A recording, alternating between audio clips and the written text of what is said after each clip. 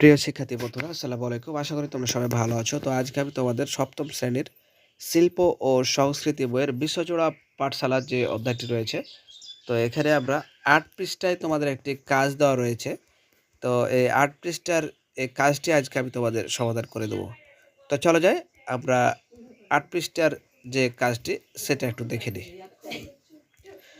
তো ৮ পৃষ্ঠায় যদি আমরা যাই তাহলে দেখতে পাচ্ছ যে আমরা ৮ পৃষ্ঠায় চলে এসেছি। তো এখানে তোমার একটি কাজ দেওয়া হয়েছে যে আপন মনে প্রকৃতির বিভিন্ন উপাদান আর বিষয়বস্তু দেখার ভেতর দিয়ে আমরা আঁকা গড়া নাচ গানের উপাদানগুলো সম্পর্কে কত কিছু জেনে ফেললাম। জেনে নেওয়া বিষয়গুলোকে এবার আমরা নিজেদের মতো করে শিল্প সৃষ্টির কাজে লাগাবো। প্রথমে আমরা বর্ণচক্রের রঙগুলোর সাথে মিলে বিভিন্ন প্রাকৃতিক উপকরণ, যেমন রং বেরঙের ফুল পাতা ইত্যাদি সংগ্রহ করে একটি প্রাকৃতিক বর্ণচক্র বানাবো। তো প্রাকৃতিক বর্ণচক্র এই যে দেখতে পাচ্ছ বানানো হয়েছে। তো এটাই আসলে বানাতে আমাদের কি কি লাগছে আর কি। তো সে সম্পর্কে আসলে আমাদের নিয়ে একটা কাজটি করতে হবে যে প্রাকৃতিক বর্ণচক্র করার সময় আসলে কি কি আমাদের উপাদানগুলো লাগলো, কি কি করলাম না করলাম, সব কিছু মিললে তোমাদের একটি কাজ দেওয়া হয়েছে। তো চলে যায় আমরা এই কাজটি সম্পূর্ণ করি। তো প্রিয় শিক্ষার্থী, দেখতে পাচ্ছ এখানে তোমাদের যে প্রশ্নটা ছিল যে গানের সাথে মিলিয়ে ও প্রাকৃতিক উপকরণ দিয়ে রং তৈরি করো, এটাই আসলে তারা বোঝাতে চেয়েছে।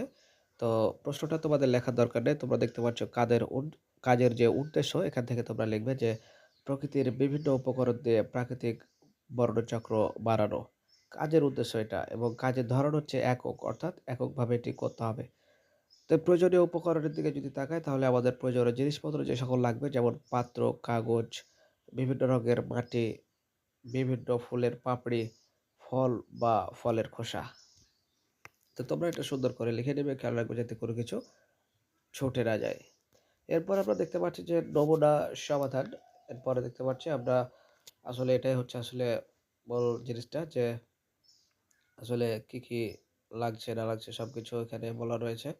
কিভাবে করে কি করব দেখতে পাচ্ছ ধাপ ১-এ দেখতে পাচ্ছ যে প্রথমে একটি পাত্র নেব। তো তোমরা তো এটা জানো যে কোনো কিছু যদি করতে চাই তাহলে একটা পাত্র লাগবে। এতে বিভিন্ন রঙের উপাদানগুলো দিয়ে আলাদা আলাদাভাবে সবকিছু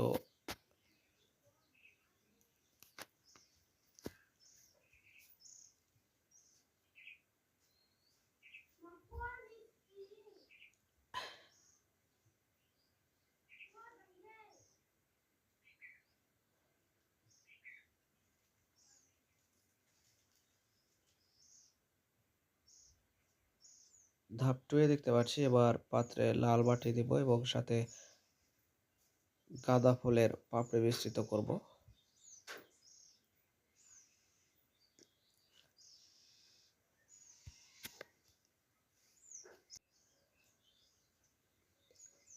গাঁদা ফুলের যে পাপড়ির রং সেটা হচ্ছে হলুদ। এভাবে আমরা কমলা রং তৈরি করতে পারি। এরপর আমরা ধাপ 3 দেখতে পাচ্ছি, এটা হচ্ছে তুলসী পাতা ও গাঁদা ফুলের পাপড়ির রস দিয়ে আমরা হালকা সবুজ রং তৈরি করতে পারি। এরপর আমরা ধাপ 4 দেখতে পাচ্ছি যে আমরা একটি কাগজে নীল রঙের অপরাজিতা ফুল ও গাঁদা ফুলের পাপড়ি মিশ্রিত করে সবুজ রং তৈরি করতে পারি। তো তোমরা ভালো থেকো, দেখা হবে পরবর্তী 10 পৃষ্ঠার ছক পূরণ ভিডিওতে। আল্লাহ হাফেজ।